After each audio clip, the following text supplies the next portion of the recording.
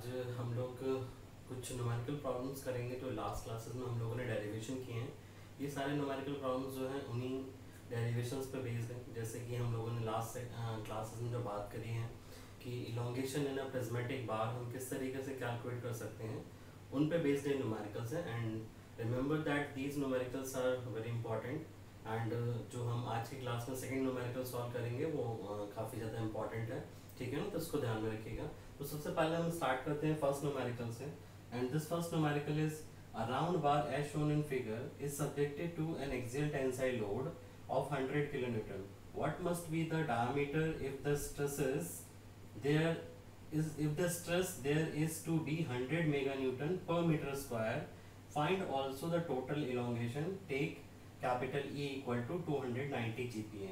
Capital E means यहाँ पे modulus of elasticity की जो वैल्यू है वो 100 किलोन्यूटन 290 गीगा पास्कल जो है वो आपको गिवन है। अब यहाँ पे देखिए जो क्वेश्चन है मैं आपको डिस्क्राइब कर देता हूँ। ये फिगर है, यहाँ पे एक स्टेप्ड बार आप कह सकते हैं कि है।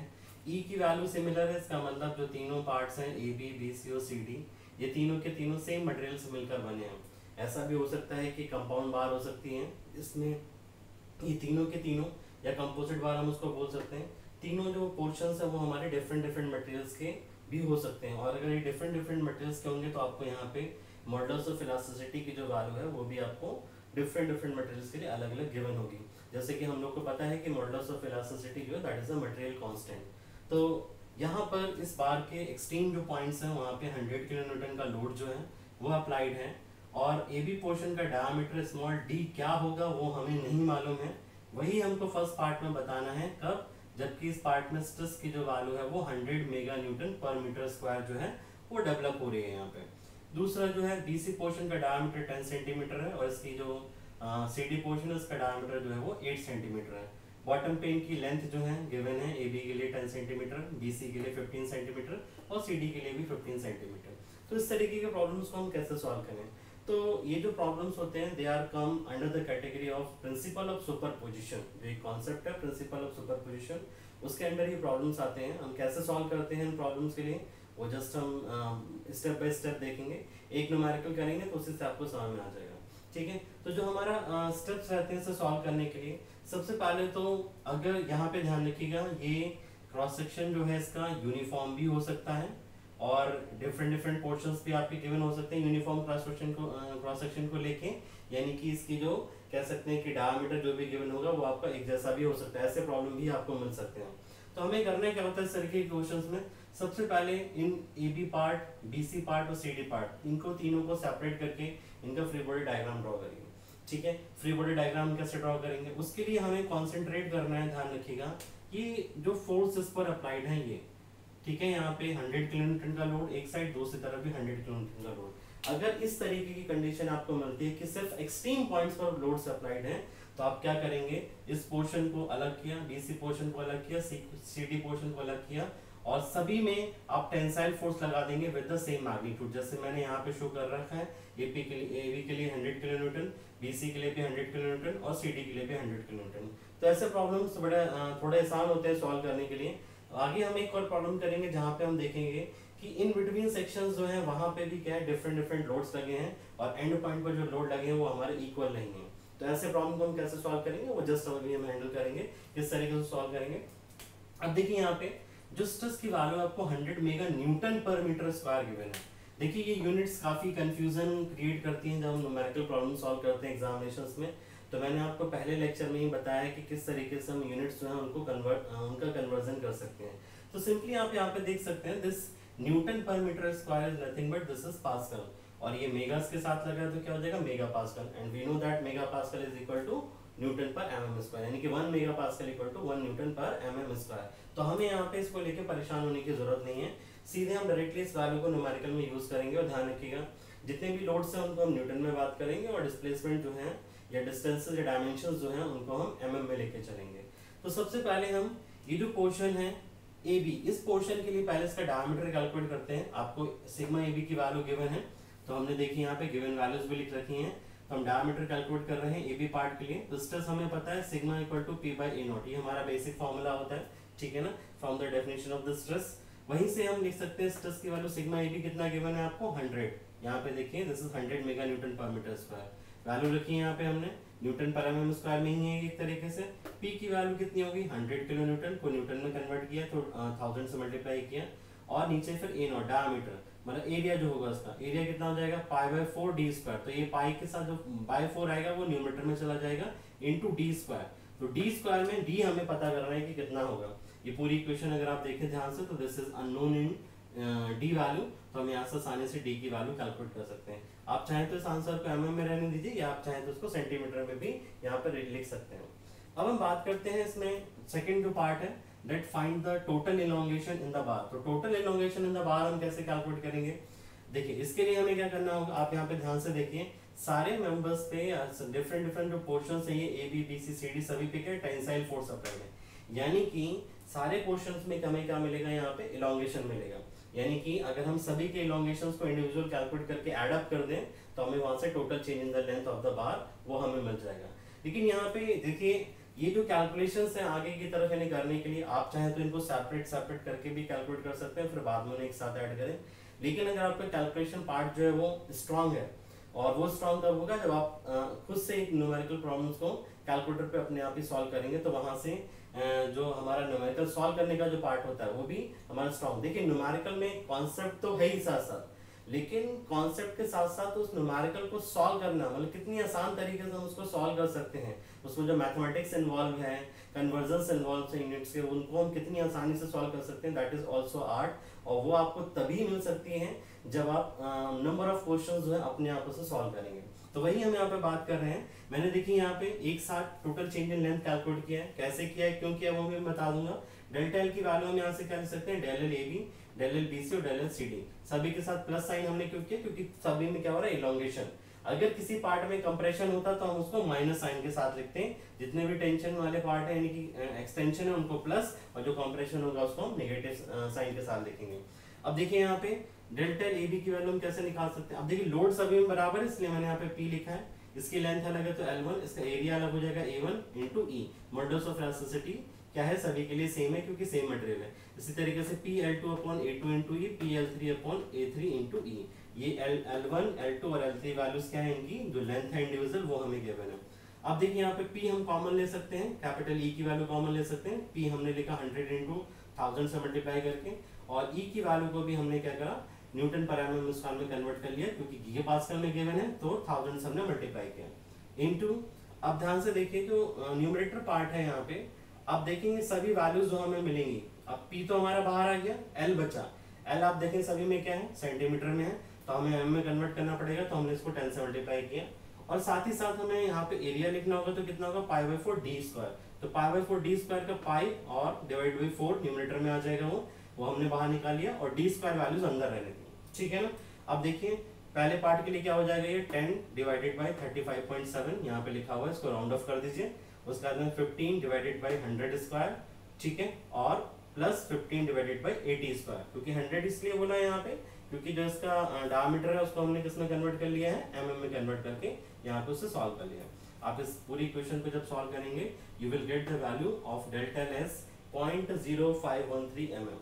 अब इस वैल्यू को ध्यान से देखें तो आप देखेंगे कि ये वैल्यू बहुत ही स्मॉल वैल्यू है और वो भी एमएम में हमारी स्मॉल वैल्यू आ रही है। तो ध्यान रखिए इसी आप देखेंगे कि जब भी हम इस तरीके की प्रॉब्लम सॉल्व करेंगे वहां पे हमेशा आपको ये डेल जो होते हैं ये स्मॉल वैल्यूज ही मिलते हैं। लेकिन ये स्मॉल वैल्यूज भी हमारे लिए कैलकुलेट करना बहुत ही जरूरी है जब हम कहीं पे क्रिटिकल एप्लीकेशंस की बात करते हैं जहाँ पे इस तरीके की जो डिस्टेंसेस है वो हमारे लिए बहुत ही इंपॉर्टेंट हो जाती हैं। तो हम ध्यान रखिएगा जो डिस्टेंसेस हैं इसीलिए हम उनको क्या बात करते हैं डिस्टेंसेस डिस्प्लेसमेंट डिफ्लेक्शंस ये सारे वैल्यूज जो उनको हम किस में कैलकुलेट करते हैं एमएम में कैलकुलेट करते हैं। ये पूरे स्ट्रेंथ ऑफ मटेरियल सब्जेक्ट में हमको याद रखना है कि फोर्सेस को हम न्यूटन में और जो डायमेंशंस है उनको हम एमएम में कन्वर्ट करके ही अपने प्रॉब्लम्स को सॉल्व करेंगे। ठीक है तो हम नेक्स्ट सेकंड न्यूमेरिकल देखते हैं उसमें कि किस तरीके से उसको हम सॉल्व करेंगे।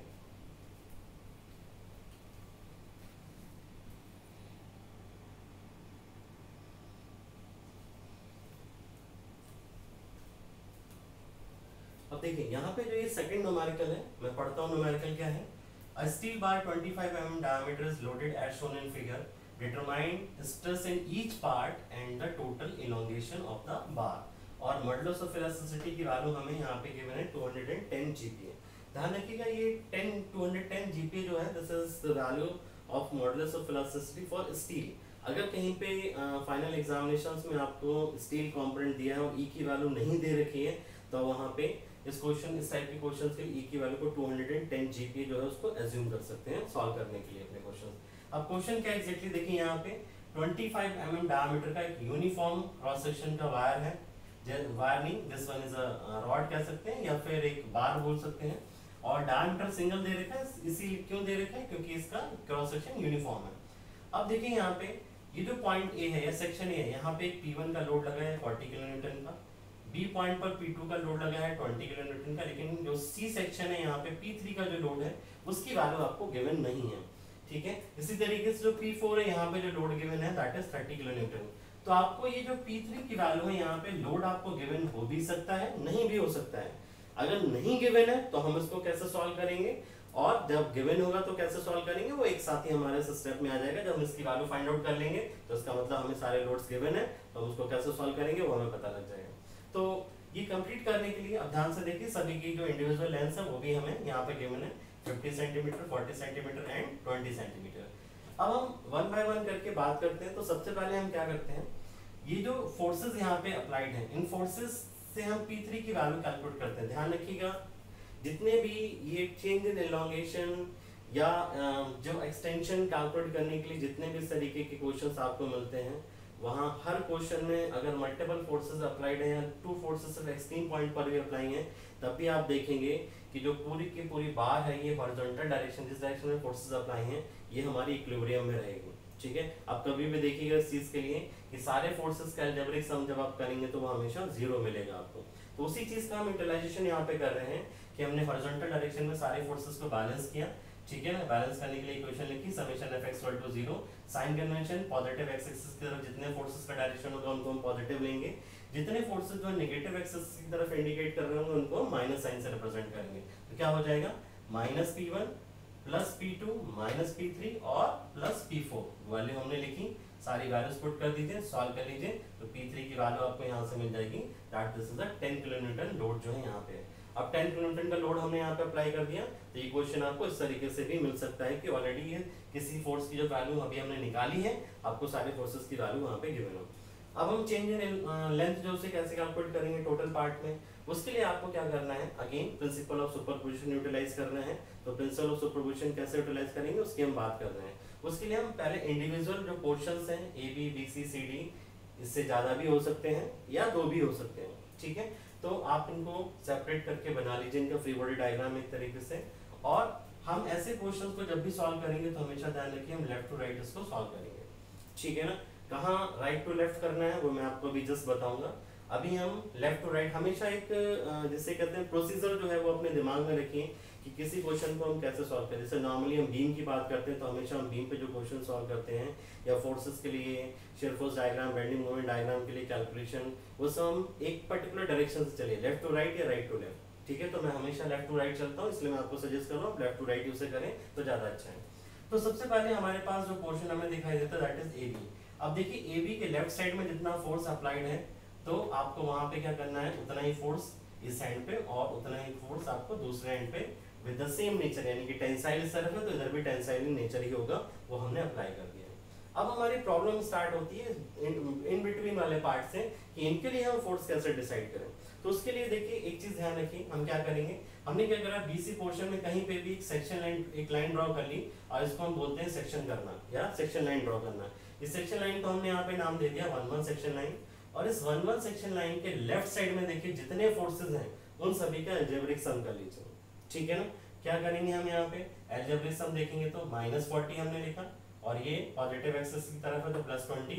इसको सॉल्व करेंगे तो इक्वल टू का साइन लगाया मैंने यहाँ पे, कितनी वैल्यू आ जाएगी -20। अब ये जो -20 है इस -20 में ये जो 20 है ये तो हमें बताएगा कि मैग्नीट्यूड हमारा फोर्स का कितना होगा उस बीसी मेंबर पे, ठीक है ना, इस सेक्शन पे। और साथ ही साथ हमें ये भी बताएगा यहाँ पे जो दूसरी चीज है जो साइन यहाँ पे गिवन है ये हमें बताएगा कि इस 20 का डायरेक्शन क्या होना चाहिए। तो माइनस साइन आ रहा है इट मींस 20 का डायरेक्शन क्या होना चाहिए towards the negative x axis, इसलिए हमने इसको इस तरीके से बनाया है। जब एक तरफ ही टुवर्ड्स नेगेटिव एक्स एक्सिस, हमेशा ध्यान रखिए इस तरफ पहले देखेंगे, इधर टेंसाइल इन नेचर मिला तो हमें दूसरी तरफ भी वो tensile in nature he force होगा विद द सेम मैग्नीट्यूड, हमने अप्लाई कर दिया। नेक्स्ट हम बात करते हैं पोर्शन सीडी के लिए। अब देखिए सीडी पोर्शन को ड्रॉ करने के आपके पास दो तरीके हैं, ठीक है। अगर ये पोर्शन जैसे हम देखें तो यहाँ पे क्या एक्सट्रीम राइट पोजीशन पे है, ठीक है ना। तो जैसे हमने लेफ्ट साइड पे देखा था कि जितना लोड यहाँ पे ऐड कर रहा था उतना ही इस साइड पे भी ऐड करने लगा, तो हम यहाँ से भी वही कॉन्सेप्ट बोल सकते हैं कि जितना फोर्स एक्सट्रीम पॉइंट पे इसका राइटवर्ड डायरेक्शन में लग रहा होगा, चाहे वो कंप्रेसिव हो चाहे टेंसाइल हो, वही सेम फोर्स यहाँ पर दूसरे एंड पे भी लग रहा होगा। या आप चाहें तो इसी सेक्शन मेथड से इसे कैलकुलेट भी कर सकते हैं। मैं इसे कैलकुलेट करके भी दिखा देता हूँ ताकि आपका कंफ्यूजन दूर हो जाए कि मान लो अगर हम सेक्शन लेके इसे सॉल्व कर रहे हैं तो हमें दिक्कत ना हो सॉल्व करने में। तो हमने सेक्शन लाइन को बोल दिया यहाँ पे 2 2 सेक्शन लाइन। अब देखिए यहाँ पे हम फोर्सेस की बात करें, कितना हो गया -40, उसके बाद में +20 और इधर की तरफ देखें तो दिस इज -10। सॉल्व करेंगे इसे -40 और 10 कितना हो गया -50 और +20 यानी कि -30। तो हमने यहाँ पे ये आ गया -30, यानी कि इस एंड पे जो फोर्स होगा उसका मैग्नीट्यूड तो होगा मतलब 30 किलोन्यूटन और नेगेटिव साइन हमें बता रहा है कि उसका डायरेक्शन क्या होना चाहिए, towards the negative x axis. तो इसलिए हमने यहाँ पे क्या करा है, इसको टेंसाइल इन नेचर बनाया है। यहाँ पे 30 है तो यहाँ पे भी 30 आएगा और आप देखेंगे फाइनली आपके जो एक्सट्रीम पॉइंट पे जो फोर्स लग रहा है उससे ये मैच कर रहा होगा। तो आपके पास इस तरीके से आप सॉल्व करें तो आपके पास एक ये भी आ जाता है पॉइंट की हम यहाँ पे चेक कर सकते हैं कि इन बिटवीन मैंने जो फोर्सेस को रिजॉल्व किया वो सही किया है कि नहीं किया है। तो अगर आप सेक्शन लाइन ड्रॉ करके करेंगे तो आपको ये पता लग जाएगा कि एक्सट्रीम पॉइंट पर जो हमारा फोर्स अगर सेम आता है इट मींस आपने इन बिटवीन जो फोर्सेस का डिवीजन किया है वो सही किया है। लेकिन आप चाहें तो इसे विदाउट सेक्शन किए हुए इस फोर्स को ध्यान रखिए, उससे भी इसको सॉल्व कर सकते हैं जो तरीका मैंने आपको बताया। अब देखिए इंडिविजुअल मेंबर्स में हमें फोर्सेस की वैल्यू पता है, इनका डायमीटर हमें पता ही है, गिवन है 25 mm यूनिफॉर्म है सारे पोर्शंस के लिए, और इनकी लेंथ भी हमें पता है। तो हम आसानी से स्ट्रेस की value change in length her individual part के लिए कैलकुलेट कर सकते हैं। तो सबसे पहले हम स्ट्रेस की वैल्यू निकालते हैं। तो सिग्मा AB की वैल्यू क्या हो जाएगी, लोड अपॉन एरिया। लोड कितना है 40 किलोन्यूटन, देखिए यहाँ पे 1000 से मल्टीप्लाई करेंगे न्यूटन, एरिया π/4 तो पाई नीचे की तरफ 4 ऊपर की तरफ और डायमीटर का स्क्वायर यानी कि 25 स्क्वायर। वैल्यू पुट करिए, सॉल्व कर लीजिए तो this will come as 81.49 newton per mm square. इसी तरीके से सिग्मा BC की वैल्यू कैलकुलेट कर सकते हैं, सिग्मा CD की वैल्यू कैलकुलेट कर सकते हैं। यहाँ पे वेरिएशन आप देखेंगे तो सिर्फ आपको किसमें मिल रहा है, ये जो लोड सेल में वेरिएशन मिल रहा है और जो है वो लेंथ में वेरिएशन मिल रहा है। लेकिन ये लेंथ का जो वेरिएशन है इसका यूटिलाइजेशन आप किसमें करेंगे, चेंज इन लेंथ की वैल्यू फाइंड आउट करने के लिए, ठीक है। स्ट्रेस के लिए आपको क्या करना है, सिर्फ लोड यहाँ पे वेरी कराना है। आप कैलकुलेटर से सॉल्व करिए तो आपको ये सारी वैल्यूज जो हैं तो हमें स्ट्रेसेस की वैल्यूज मिल जाएंगी। अब हम बात करते हैं टोटल इलॉन्गेशन इन द बार कितना होगा। तो अब देखिए ध्यान से, यहाँ पर जो है टेंसाइल लोड है, BC पे भी टेंसाइल लोड है, CD पे भी टेंसाइल लोड है, यानी कि तीनों मेंबर्स में क्या मिलेगा, एक्सटेंशन मिलेगा। तो हम तीनों को सम अप कर देते हैं एक्सटेंशंस को, तो हमें यहाँ से क्या मिल जाएगा, total change in the length of the bar कितना होगा वो हमें मिल जाएगा। तो हमने यहाँ पे वही चीज लिखी, delta L equal to delta AB plus delta BC plus delta CD। अब हम यहाँ पे वैल्यूज लिख रहे हैं। अब देखिए डेल्टा L की वैल्यूज हम लिखेंगे तो क्या लिखेंगे, अब ये देखिए हर इंडिविजुअल पार्ट के एक तरीके से प्रिज्मेटिक बार है तो वहाँ पे फॉर्मूला यूटिलाइज कर सकते हैं PL0 upon A0 into E से। तो हर इंडिविजुअल पार्ट का P देखिए, L0 देखिए, A0 देखिए और E तो आपको गिवन है ही, एक सिंगल E है, इसका मतलब मटेरियल सेम है तो E को हम बाहर रख सकते हैं। तो हमने देखिए यहाँ पे E को बाहर रखा है 210 इंटू 10⁻³ अब देखिए यहाँ पे इसके बाद हम बात कर रहे हैं सभी के डायमीटर सेम है तो π/4 से पाई ये रहा, 4 ऊपर गया और 25 का स्क्वायर आ गया। अब ये 1000 से हमने क्यों मल्टीप्लाई किया यहाँ पे, आप देखिए सारे लोड क्या है यहाँ पे किलोन्यूटन में, तो न्यूटन में कन्वर्ट करने के लिए लोड को हमने क्या किया 1000 से मल्टीप्लाई कर दिया और साथ ही साथ हमने यहाँ पे 10 से भी मल्टीप्लाई किया। 10 से क्यों मल्टीप्लाई किया, हर इंडिविजुअल पार्ट की जो लेंथ देखिए वो किसमें दे रखी है सेंटीमीटर में, तो उसको mm में कन्वर्ट करने के लिए हमने 10 से यहाँ पे मल्टीप्लाई कर दिया। वो इन बिटवीन ही कर रखा है, बीच का एक स्टेप मैंने यहाँ पे नहीं लिखा है, हमने वहां से वैल्यूज कॉमन ले ली। तो आप देखेंगे ब्रैकेट्स में आपको सिर्फ ये चीजें बचेंगी और इसे सॉल्व करेंगे तो फाइनली आपके पास जो डेल्टा है वो इस तरीके से मिल जाएगा। तो इस तरीके से हम ये जो प्रॉब्लम्स है इनको सॉल्व करते हैं and this problem that second one problem is important one problem. इस तरीके के क्वेश्चंस जो हैं वो एग्जाम में पूछे जाते हैं, ठीक है। अब मैं इसी में थोड़े से कुछ वेरिएशंस आपको बताता हूँ कि हम इन क्वेश्चंस को और कैसे किस तरीके से सॉल्व कर सकते हैं। जैसे सपोज करिए यहाँ पर आपका ये लोड P1 ना होके यहाँ पर क्या होता है एक फिक्स्ड एंड यहाँ पे ड्रॉ कर देता हूँ, कहता है कि यहाँ पे फिक्स्ड है और बाकी सभी जगह लोड लगेंगे। तो तो आपसे इस क्वेश्चन में पूछ सकता है कि इस एंड पर रिएक्शन फोर्स की वैल्यू बताओ मेरे पास कितनी होगी, और ये भी कह सकता है कि हर इंडिविजुअल मेंबर में स्ट्रेस की वैल्यू बताइए सर मैंने यहाँ निकाली, और total change in the length की वैल्यू बताइए वो कितनी होगी। तो सिर्फ यहाँ पे किया क्या है, P1 को हटा के यहाँ पे एक तरीके से यहाँ पे फिक्स्ड एंड लगा दिया। तो आप देखेंगे हमने बोला कि इन सब लोड्स की वजह से जो फिक्स्ड एंड है उस पर जो रिएक्शन हमें मिल रहा है उसका डायरेक्शन हमने कुछ देर के लिए क्या बोल दिया, हमने बोला कि भाई वो इस तरफ राइटवर्ड डायरेक्शन में जो है वो ऐड कर रहा होगा, ठीक है ना। RA का रिएक्शन फोर्स हमने यहाँ पे अज्यूम कर लिया, अगर ये क्या हो जाए फिक्स्ड एंड हो जाए आपका तो ठीक है।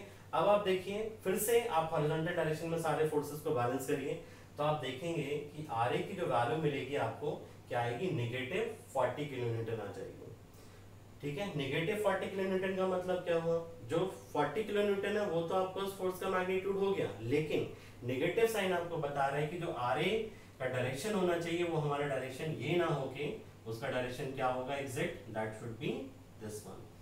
तो आप देखेंगे यहाँ से just RA equal to P1 के इक्वल हमें मिल जाएगा 40 किलोन्यूटन, और उसके बाद का प्रोसीजर आपको पता ही कैसे हम इसको सॉल्व करेंगे क्वेश्चन को। या आपसे अगर ये रिएक्शन फोर्स नहीं पूछा है, अगर ये फिक्स्ड एंड भी है उस टाइम पे, तो हमें यहाँ पे RA निकालने की जरूरत भी नहीं है। इस क्वेश्चन को हम दूसरी तरीके से भी सॉल्व कर सकते हैं। कैसे सॉल्व कर सकते हैं, उस टाइम पर जब यहाँ पे ये फिक्स्ड एंड हो जाए या इधर फिक्स्ड एंड हो जाए, कहीं पे भी हो जाए, तो हमेशा उस क्वेश्चन को फ्री एंड से सॉल्व करना स्टार्ट करिए।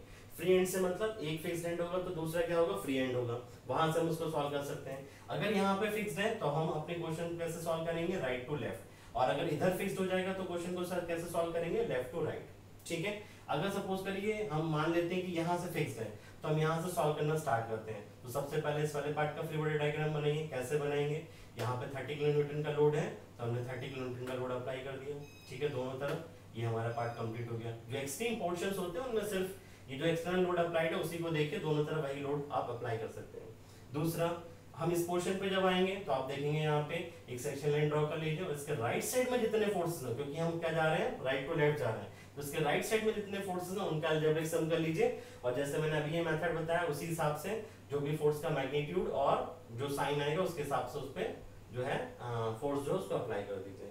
इसी तरीके से जो लास्ट AB मेंबर है इसमें भी एक सेक्शन लाइन ड्रॉ कर लीजिए, और वहां पे सेम मेथड से फोर्स कैलकुलेट करिए। राइट साइड में जितने फोर्सेस लगे हैं उनका अलजेब्रिक सम जो वैल्यू है उसको यहाँ पे अप्लाई कर दीजिएगा, तो आपका थर्ड फ्री बॉडी डायग्राम वो भी बन जाएगा। तो यहाँ पे आपको रिएक्शन फोर्स अलग से कैलकुलेट करने की जरूरत भी नहीं पड़ी। यहाँ पर रिएक्शन फोर्स कितना हो जाएगा, वही जो यहाँ पर इस एंड पॉइंट पर आपको कैलकुलेशन के बाद जो फोर्स यहाँ आ रहा होगा वही हम यहाँ लगाएंगे, तो वही हमारा क्या हो गया, रिएक्शन फोर्स भी हो गया। तो इस तरीके से भी आप रिएक्शन फोर्स को बता सकते हैं वहाँ पे। तो ये हमारे कुछ वेरिएशंस हैं इस तरीके के क्वेश्चंस को सॉल्व करने के लिए।